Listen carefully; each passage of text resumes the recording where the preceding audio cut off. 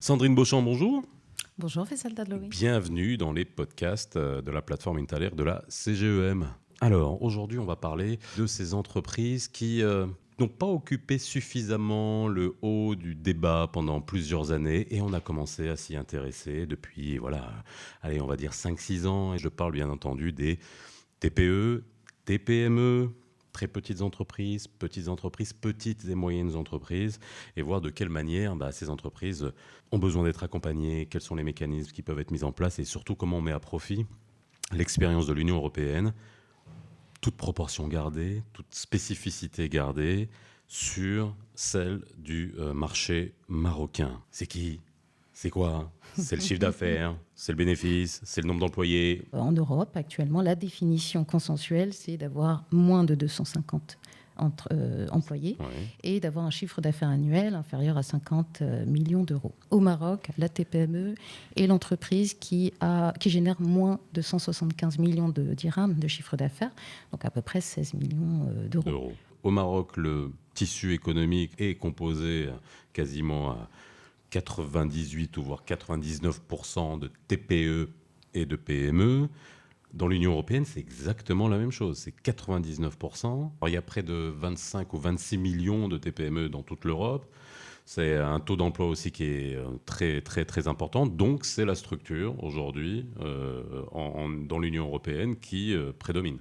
Exactement. En fait, on est à plus de 25 millions de TPME en Europe, comme vous l'avez dit. Donc, c'est très important. Et elles génèrent quand même plus de 60% de la valeur ajoutée. Et c'est pour ça qu'elles ont un rôle primordial dans le dynamisme de l'économie. Et on le voit aussi au Maroc, comme vous l'avez très bien dit, 99% des TPME sont des micros et des très petites entreprises. Ce qui veut dire qu'on est à la fois dans un registre d'entreprises de subsistance. Et puis ensuite, on passe à des gammes d'entreprises qui sont un peu plus structurées, plus matures, qui ont un potentiel de développement plus avéré. Je dirais aussi que de par leur souplesse, elles sont plus agiles. Plus agiles et plus fragiles. Leur agilité, on le sous-estime souvent, est porteuse finalement d'innovation. Elles peuvent aider à définir des plans économiques territoriaux parce que finalement, elles sont ancrées dans l'économie locale et aussi elles ont une importance dans le transfert des compétences. Au Maroc, par exemple, elles génèrent que 38% de la valeur ajoutée. Quels sont justement les mécanismes aujourd'hui d'accompagnement qui ont été mis en place en Union européenne et qui peuvent être dupliqués, encore une fois, en gardant toutes les spécificités du marché marocain sur notre territoire? On vise la relance post-Covid, c'est notre maître mot, on est positif. Ça veut dire qu'on va essayer de construire les choses mieux, dans un sens où le PIB, la génération de revenus n'est pas seulement notre credo, ça va être aussi le bien-être des populations, le fait qu'on a des emplois stables. L'Union européenne a un vaste plan de relance auprès de ses 27 États membres, et parmi ces plans de relance, il y a une stratégie de relance pour libérer le potentiel de ces PME. Il y a des choses réplicables comme le Small Business Act, dont on entend parler depuis un certain temps au Maroc. On va favoriser l'intégration des TPME, des très petites entreprises, dans les marchés publics. Le credo des dernières politiques qui ont été menées par le Maroc ces 20 dernières années, c'est développer les investissements directs étrangers et miser sur l'écosystème industriel très fort. Donc l'idée, c'est de les accrocher au wagon en favorisant leur insertion. Bien évidemment. Comment aujourd'hui la coopération entre l'Union européenne et le Maroc peut contribuer à régler ces problèmes d'accès, d'émergence, de pérennité des petites et moyennes entreprises au Maroc? L'Union européenne est quand même le principal partenaire commercial du Maroc et un des principaux investisseurs. Nous avons des intérêts conjoints, nous avons des objectifs communs. On peut parler par exemple de l'alignement sur le changement climatique. Le Maroc est un allié de choix dans ce sens-là.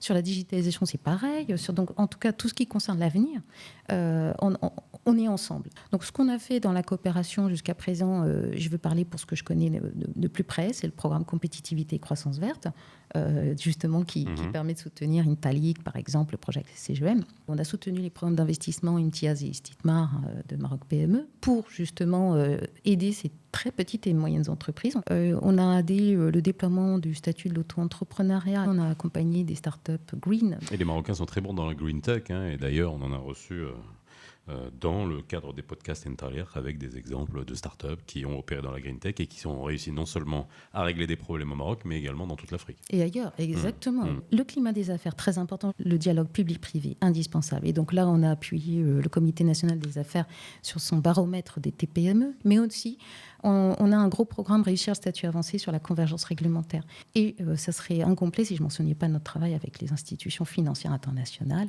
Toutes ces structures développent les marchés de capitaux très importants pour la dynamique des PME. Alors, ce qu'il faut juste dire aussi peut-être aux chefs d'entreprise, de petites entreprises qui vont nous écouter, c'est que souvent quand on parle de mécanismes de financement, de dons qui arrivent, c'est jamais en direct. Ça passe nécessairement par des institutions financières locales qui, elles, vont qualifier et ensuite redistribuer. Ça a été le cas de Morcef et on a vu que ça a bien fonctionné dans le cadre de l'efficacité énergétique parce que ça permet de d'économiser beaucoup d'argent dans le cadre de l'industrie.